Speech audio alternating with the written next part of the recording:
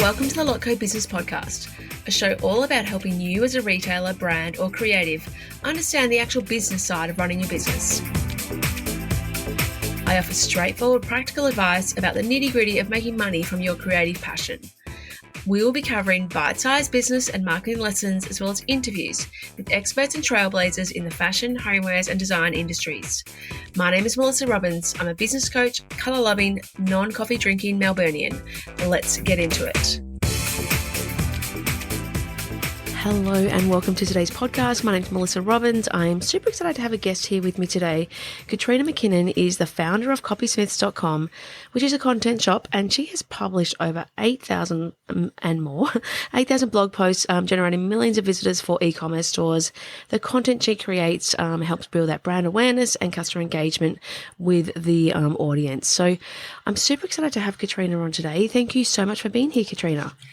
It is my absolute pleasure to be here, Mel, and thank you for the opportunity to speak with you. Tell me about who you are. So what is Copysmiths? In your words, what is Copysmiths? So copysmiths.com is a content shop, and basically what we do is we create content of all different types, mainly for e-commerce stores, but we do have a couple of clients who aren't e-commerce stores. But you think about it when you've got a new, let's say a new fountain pen. I've got a pen in front of me. You've got a new fountain pen that you want to launch on your store, and you need someone who can tell your readers and your customers about that fountain pen, that it's got a light attached to it. Maybe it's got rainbow sparkle unicorn glitter that comes out of it. And you need to be able to sell that pen online, and you want the search engines to be able to find you. So that's the sort of content that we create. Love it. Well, it's one of those things that it's one of the things that e-commerce stores, retail stores that I work with, obviously, I work with lots of these people, hence why I wanted to have you on the podcast to talk about this even more. And it's one of those things that's like, people are like, why would I write a blog? Like, that doesn't seem like something that, me selling products is needed or required. What would you say to that? It's a little bit like when you have a shop on the main street of your town. You can choose to put a shingle out. You can choose to put a display in the window and say, hey, this is what I've got. Would you like to come in and have a look at my shop? And maybe even buy.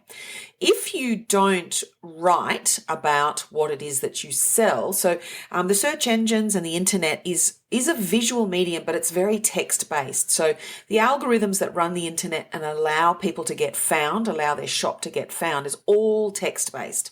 So if you think of it like the shop analogy on the main street of, your town, wherever you live, you need to have something in the window that says, look, here are my pens. Here's a display of my pens, and don't they look fabulous? And we'll have some glitter in the window and some sparklers and some lights that shine on it. Without creating content, you're essentially just blacking out your window.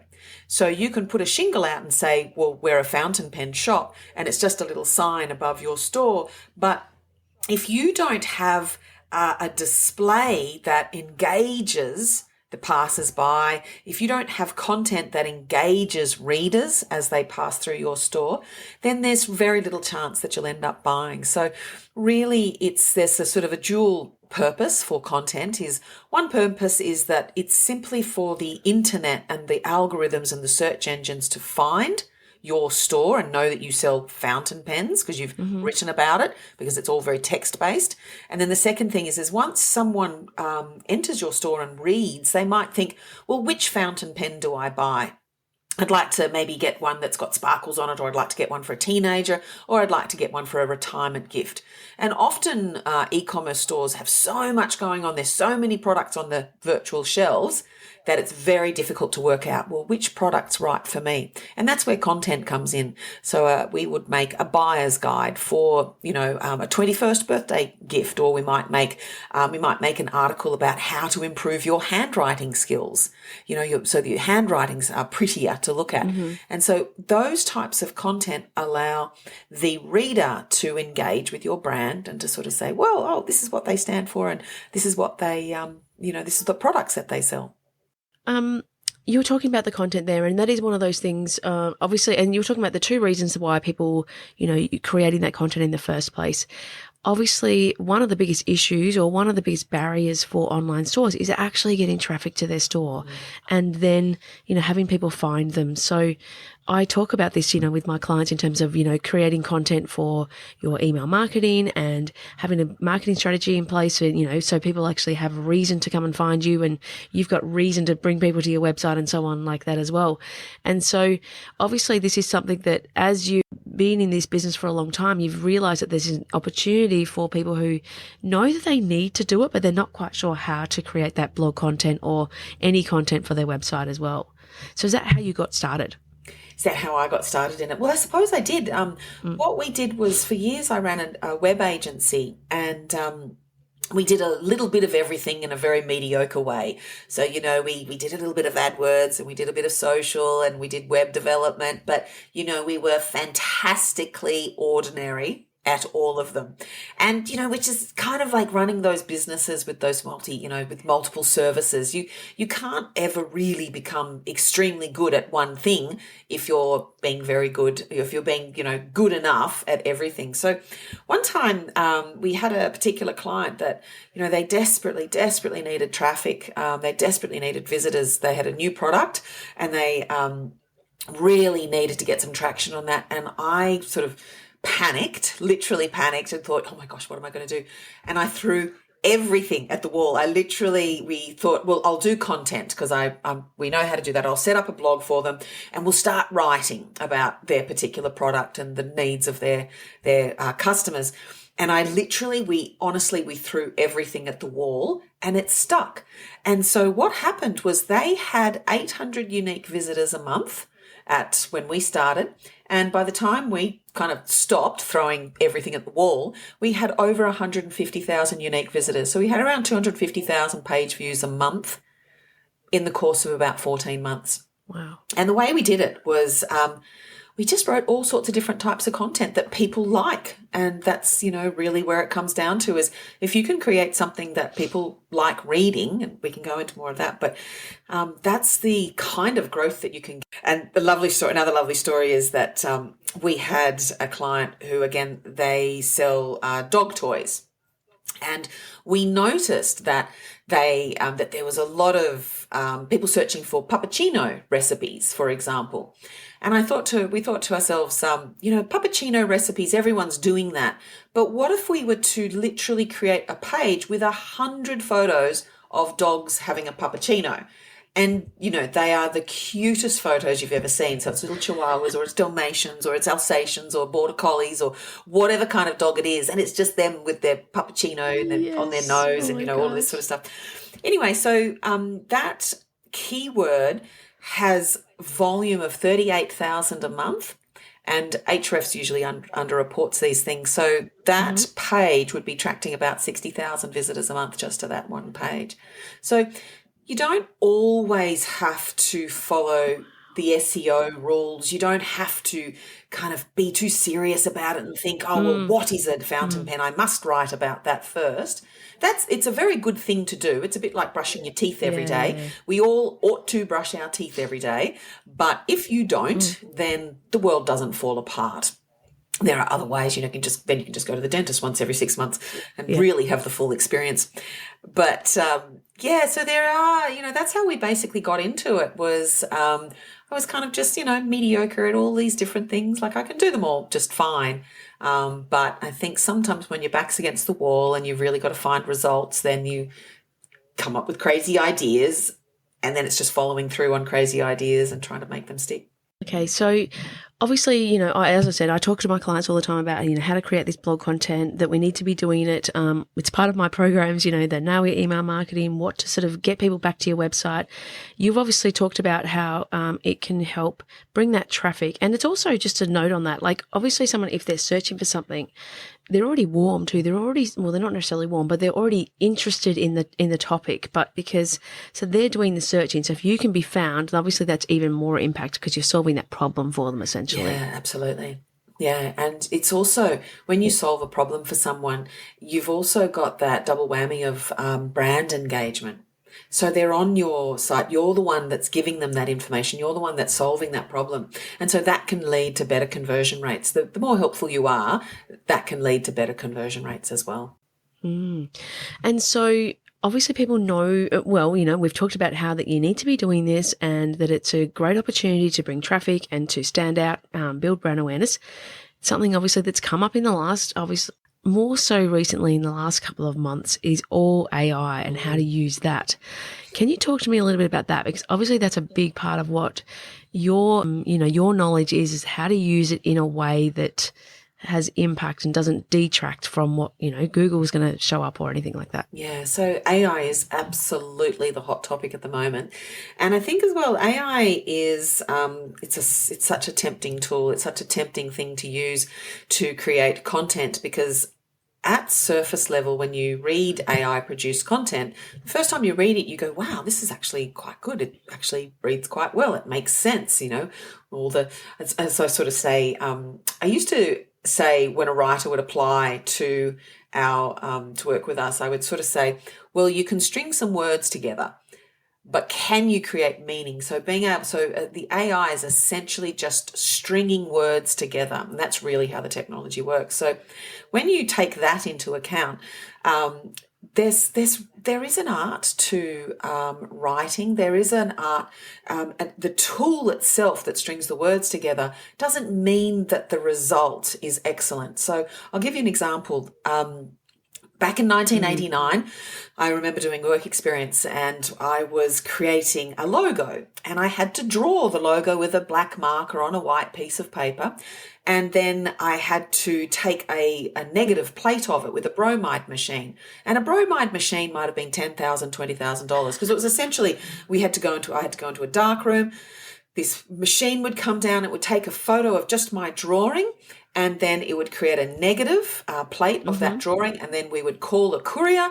The courier would drive over in their car, they would pick up our negative, and they would drive back over to another part of Sydney and give that plate to the publishing house, who would then print the business cards. That's quite a process. Then in 1991, Thank Photoshop goodness we was don't have to do invented. that anymore. Yeah, God, yeah. In 1991, Photoshop was invented, and in 1993, it became quite affordable. So instead of a graphic designer needing to buy a $10,000 or $20,000 bromide machine, the graphic designer could buy Photoshop for $895. And then suddenly people were able to create lots of logos very easily, and the file could be emailed to a publishing house. So it shortened the time for production. It also shortened the tool usage. So the tool itself was much faster. And so fast forward to today, and we now have millions and millions and millions of graphic designers. I could throw a stick down the street and hit one on the head. There are so many graphic designers, and their work is far more affordable now because they don't have to have a $20,000 machine. And subsequently, we have access now to a billion $10 logos. So you can go onto any template website and you can buy a $10 logo that they'll, just whack in your business name. Now, we all know that a serious business that's, going to scale and grow doesn't buy a $10 logo. It might be enough if you've got a dog walking business, or if you're starting a store where you sell hair clips. It's enough to get you started. But once you reach a larger scale, you may be doing millions of dollars a year in business, you tend not to rely just on that $10 logo anymore. And so that's the same analogy for the new AI tools that have come out, like ChatGPT. They are brilliant. So there's a few tools like Jasper and also Scale.ai. They are brilliant at producing the equivalent of a $10 logo. It's okay to put it out there and to get it sort of started and, to get your content started. But what is going to happen is that text has been produced by the AI and by Google's AI. So you're able to produce that text. Now, those scrapers, they come around and they scrape the internet for new information. Those scrapers do not want to eat their own dog food. it's just of no interest to them. So they are not going to, it's a snake eating its tail. It comes along and it goes, I'm not eating my own dog food because I already know that. There's a technical term in sort of SEO parlance and these LLMs called information gain. And information gain means that these crawlers come around and they look at your content and they say, do we know that already? Now, if you've written an article because you sell fountain pens and you've written an article, what is a fountain pen? Google already knows what that is. And the LLMs and the AIs and the chat GPTs of the world that send your store traffic, they already know what that is. So they're not going to penalize you for having that content, but they're certainly going to ignore you because they already know that. So they're looking for information. They're not going to send, gain. they're not going to have it be the top of the search. Yeah. Yeah, exactly right. So that's just kind of a little bit of an analogy and a story for people to understand the context of where these tools fit into your workflow, into your business. You can certainly use them, but everyone else is using them and the search engines are using them and there's no information gain. So there's no reason for the search engines. And this is the other thing, Mel, is that the costs to crawl the internet and electricity costs have all gone up. So it's increasingly expensive for Google to come around. So it does not need to read or crawl or rank your website for very simple things that it already knows and that it already delivers in the search engine results. So, that's the other thing that people have to understand is that the costs for these big businesses have gone up. So if you're not providing something that's truly unique or interesting or has that information gain, they will ignore your website. So it's about being, that I guess that's the thing. Like when I started using it in the programs that I run as well, it's like, how can you use it to kick you off or get you going or give you sort of some, spark of creativity, and then you're taking that information and making it your own and really making sure that you're, as you say, changing it enough or just giving it, even if it's a header to start you off or a title to start you off for a bit of content or a product description, and then you're doing more to tweak it and change it so it's uniquely yours. Yeah, that's exactly it. That's exactly how people should use it. It's that whole ideation concept that you're talking about. Hello, lovely. If you're looking for a way to grow your product business without relying on Facebook ads or posting daily on social media, then I invite you to register for my free masterclass. This is happening very, very soon, and inside of this masterclass, I'm sharing the strategy behind building a profitable product-based business so you can attract consistent customers and scale to 6 figures and beyond. I also emphasize how to create a sustainable long-term business, which is such an important factor for me. I'm so excited to be teaching this masterclass soon, so make sure you go and register for your free spot by heading to the link in the show notes below. Yeah.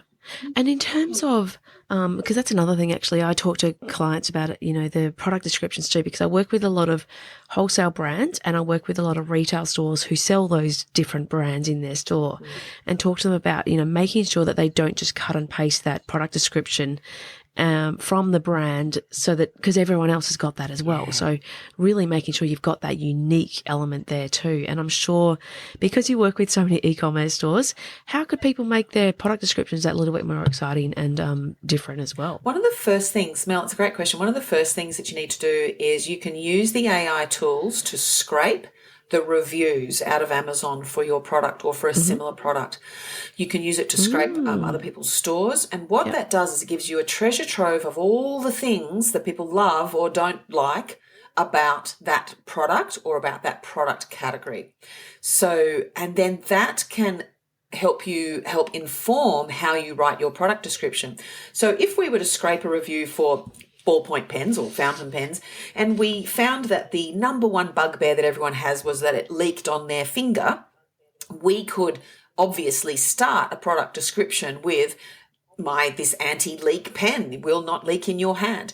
I mean, that's a very simplistic answer, but you can also then you can query the AI after it's scraped all of that content, and there's totally tools that can do it. I'll give you a link for the show notes, but there's tools that can do this. And then you can speak to the AI. You can just type.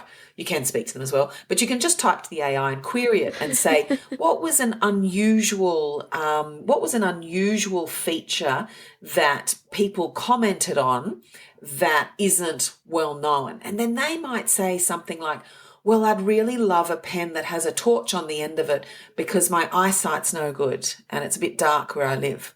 And so you might discover some really interesting thing that you can talk about with your product that's a little known feature, but which a few people found maybe life-changing or extremely valuable.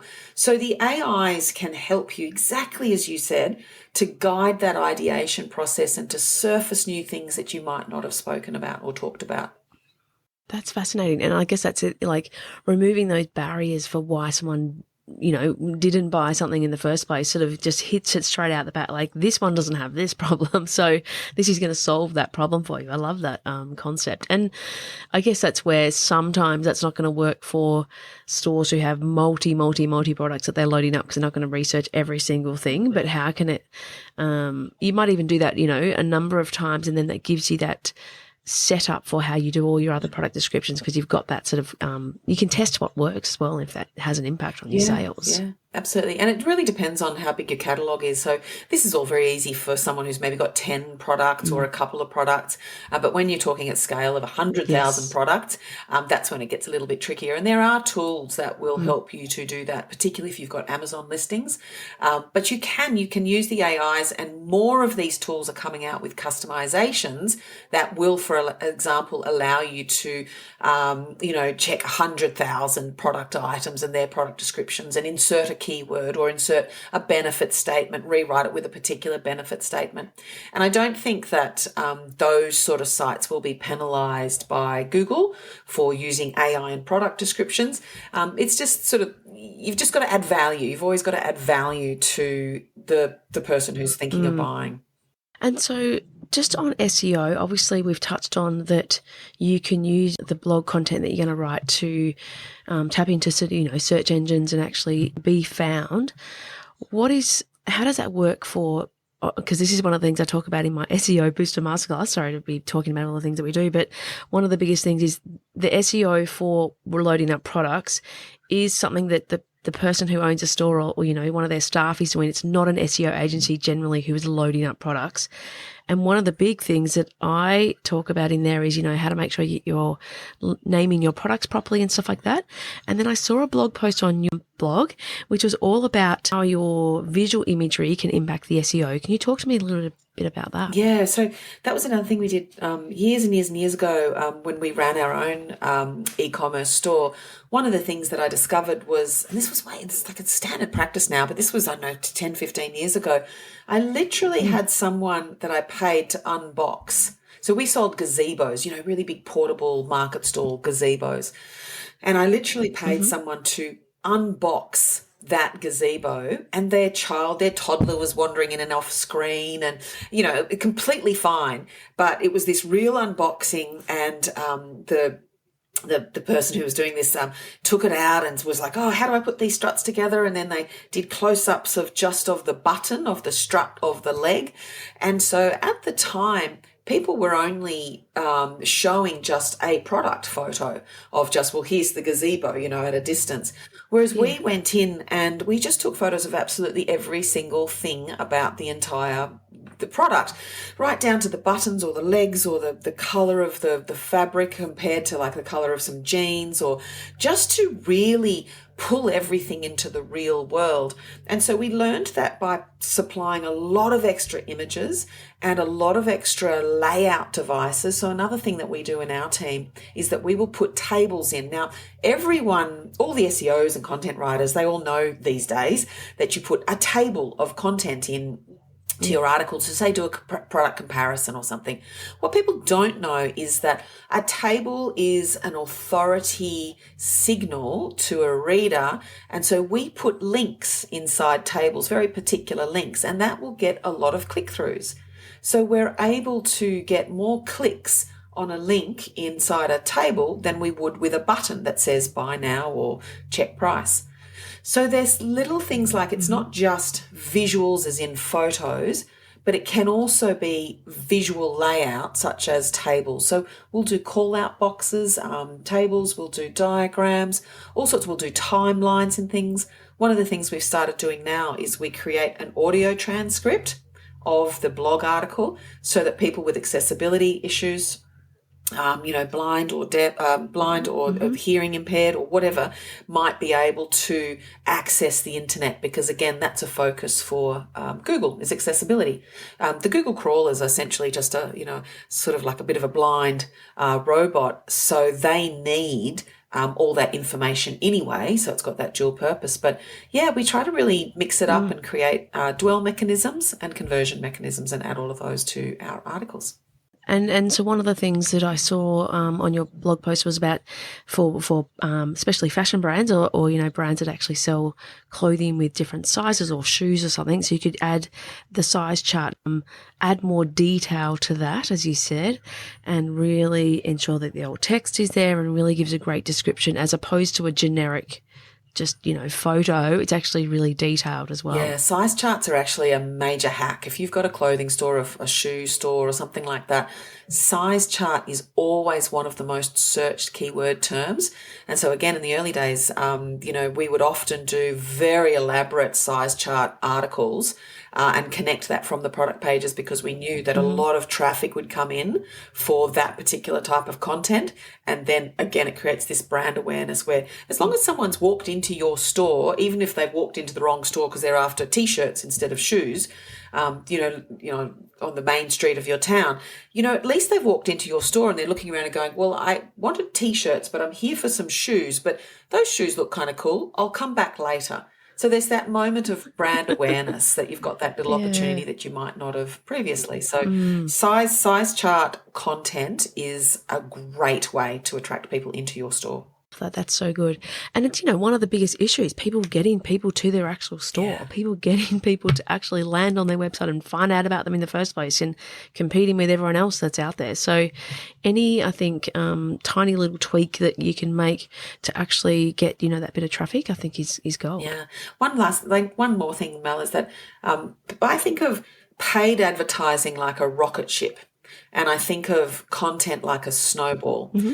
With paid advertising, it's a rocket ship. You put the fuel in, fuel's expensive, you shove it all in, you watch it go up, and it goes right up to the moon, and it's fantastic, and you can see the result, and it's big and it's loud, and you know that it's happening. You know what's happened to your fuel because you know what you've paid for. The fuel, it goes and as soon as you stop putting fuel into it, it doesn't work. Okay. Whereas content is like a snowball. Yeah. You've got to pack the little snowball, and it's very small and insignificant, and it doesn't look like much. It doesn't make big noises. You don't get on the news for making a snowball. And then you've got to push it down the hill, and then you've got to push it some more and more and more, and then you've got to push it up a little hill, and then you've got to push it. And then over time, every time you push it down another little hill, it kind of gets its own momentum until one day you wake up and you realize that the snowball is massive and it's careening down the hill with its own momentum. And so that's what happens is when people start to do content, they think to themselves, oh, it's just this tiny little snowball and I have to keep pushing it, and it doesn't really work, and it's not very interesting. It doesn't make loud noises and it doesn't go bang. And so people give up. We see all the time that people give up way too early with content. Content is really hard and it takes a lot of patience and time, and the results don't come instantly. Whereas a rocket ship, you just bung some fuel in and you light it up and bang, it's very exciting. So, and there's an instant result that as an entrepreneur or a store owner or business owner, you can feel and you can see that instant result. Whereas the snowball is relatively boring. I love that so much. I've been talking snowballs all week with my trade show clients as well about wholesale. It's the same sort of thing. That analogy is so awesome because it is just really about that build and build. And I think it is in business in general. Like you got a slow start, but once and I know so many people now who have been in business, that 3, 5, 10 years or more. And it's about that sort of, momentum and building and chipping away. And then, the results can be huge. And I love that analogy so much. Thank you for sharing that. No worries. And so obviously it can be a bit overwhelming for people to, as you said, it takes time. They've got to think about what they need to create in content. That's something that I talk all the time within my programs and stuff too. But how do you think that people can get started? What are some suggestions for actually getting going with creating valuable content, and, how to use AI or people like yourself to get going with their content? Yeah, sure. So if someone is literally at the beginning of their journey with content, I would start with ChatGPT. There's a free version, or you can pay $20 a month for the GPT-4 version, which, I sort of think, just give them $20. That's okay. It's a slightly better output. And then I would literally say, you type into ChatGPT and you say, I run a fountain pen store. Could you give me some ideas for selling fountain pens to for 21st birthday presents or for retirement presents or whatever it might be. Pick an audience. So always have a very specific audience in mind. Try not to say, I'd like to sell more fountain pens. Can you give me some blog ideas? Instead say, I've got Valentine's Day coming up. Or I've got Christmas coming up, or I really want to make some content around birthdays. Can you give me 10 ideas? ChatGPT will spit out 10 ideas for you. And then you must edit those ideas, because there are a million other people who are also running a fountain store who are saying, I want to sell fountain pens for, Christmas presents this year. And ChatGPT is giving them the same answers. Okay. So because there's thousands of those people, millions of those people doing that same search, there is some people, who are getting the exact same answer. And because it's very just a simple answer of an article title, which would be, 3 Christmas gift ideas for those you love, is a fairly standard statement. And that's what ChatGPT will produce. And then once you've got your list of ideas, you sort of edit them and make them your own, give them your own tone of voice, your own brand voice. And then you could ask ChatGPT to write an outline. And so again, ChatGPT will give you the structure, and you can sort of edit that structure yourself, because ChatGPT will say things like, a pearlescent fountain pen makes a beautiful gift, and you think to yourself, well, I don't actually sell pearlescent, but I do sell pearl, for example. So you do need to edit it. And at that point, you need to find a writer. So you can either work with businesses like ours, like copysmiths.com, or you can hire writers directly out of Upwork and other places. We hire all of our writers from Kenya.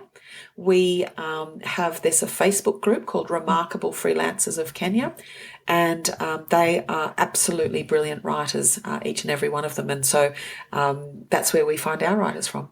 That's so good. And, and as you say, like it's just getting going. It's starting that snowball, like making that little ball, and then, what can it become?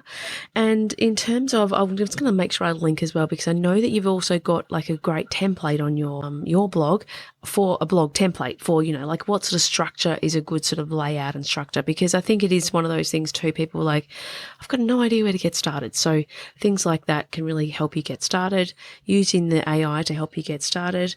And then this also becomes, and I'm talk about this a lot with within my programs, but then what can that content do for you? It can become an email, it can become a Pinterest pin, it can be people an Instagram post that you do 1 month, and then you can do it again in 6 months. It can become so much more. That content creation can last a really long time, that long form content. So it's going to help you with all your other content and save you time in other ways as well.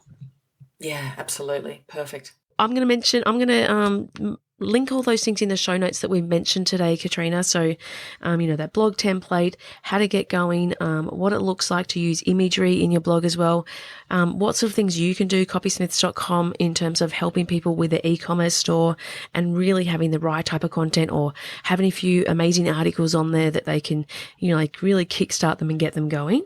Anything else where else we can find you? Yeah, mainly just LinkedIn. I kind of hang out at LinkedIn or just at copysmiths.com.